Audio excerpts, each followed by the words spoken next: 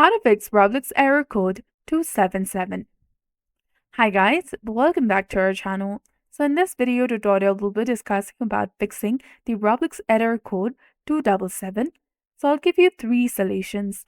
So starting with the most common one, the most frequent cause of this error is a weak internet connection.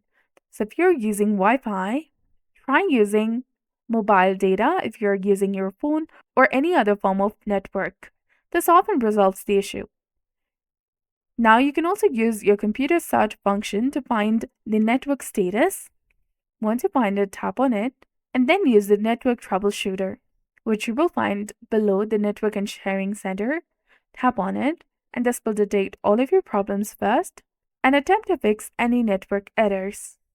If that does not work, use your computer search bar again and find Add and Remove Programs and open it. From here, simply scroll down and search for Roblox application, tap on it, and then tap on Uninstall. Tap on OK to confirm, and then reinstall Roblox. You can either use the Microsoft Store or the Roblox website.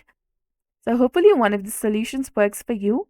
So if you found this guide helpful, please like, share, and subscribe. Thanks for watching. See you in the next one.